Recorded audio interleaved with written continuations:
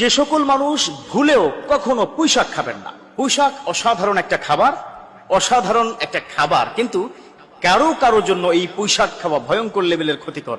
কারা খাবেন না, কি কারণে খাবেন না, কখন খাওয়া উচিত, কখন খাওয়া উচিত না, আজকে আমি বিস্তারিত আলোচনা করব।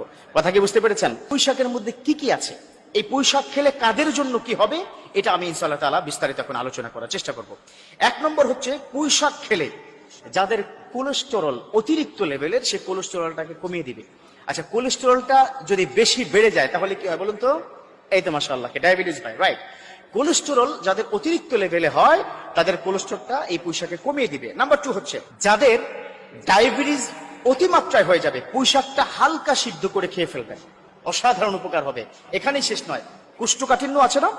আপনাদের কোষ্ঠকাঠিন্য আছে তো? কারো কারো কোষ্ঠকাঠিন্য হয়, পাইলসের প্রবলেম হয়, পুঁইশাক খাবেন। পুঁইশাক পাইলসের খুবই উপকারী একটা খাবার এবং কোষ্ঠকাঠিন্য কমিয়ে দিবে। তা এই পুঁইশাকের মধ্যে প্রচুর পরিমাণ ক্যালসিয়াম আছে। এবং কয়টা কি ভিটামিন আছে একটু বলে দেই। কয়েকটা কি ভিটামিন আছে? ভিটামিন বি, ভিটামিন সি এবং ভিটামিন এ, তিনটা এই পুঁইশাকের মধ্যে আছে। এখানেই শেষ নয়, যে পুঁইশাক যদি কেউ রেগুলার খেতে পারে তার স্কিন আর ভাঁজ পড়বে না। মেডিকেল সায়েন্স বলেছে, ওই জার্নালের মধ্যে আমি পেয়েছি, তার স্কিনটা টান টান থাকবে।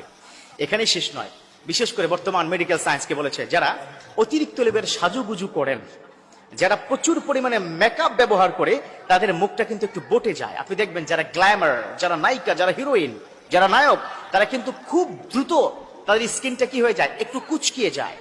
তাদের মেকআপের পূর্বের চেহারা দেখলে আপনি ভয় পেয়ে যাবেন, কি ব্যাপার, তাকে স্ক্রিনে কি দেখলাম, অন স্ক্রিনে কি দেখলাম, আর অফ স্ক্রিনে তাকে কি দেখছি, এরকমই হয়। অতিরিক্ত লেভেলের মেকআপ যারা ব্যবহার করে, তাদের স্কিনটা একটু বটে যায়, একটু গুটিয়ে যায়।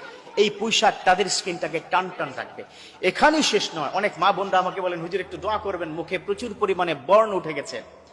তো যাদের প্রচুর পরিমাণে বর্ণ উঠে যায়, পুঁইশাকটা খাবেন।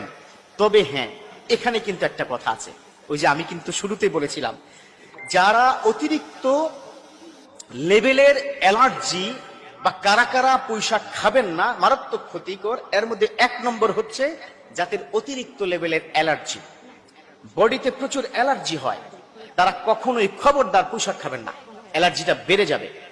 এখানে শেষ নয়, যাদের অতিরিক্ত লেভেলের কোল্ড অ্যালার্জি, ঠান্ডা সর্দি প্রচুর, পুঁইশাক খবরদার খাবেন না।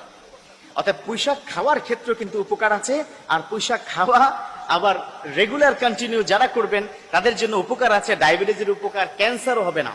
আমি ওই পত্রিকার মধ্যে পড়লাম যে সেখানে বলেছে যে 40% ক্যান্সার লেভেলটা কমিয়ে দেয় যারা পুঁইশাক খায়। বিশেষ করে মা বোনদের, পুঁইশাক যারা খাবে তাদের 40% কি হবে, ক্যান্সারের লেভেলটা কমে যাবে।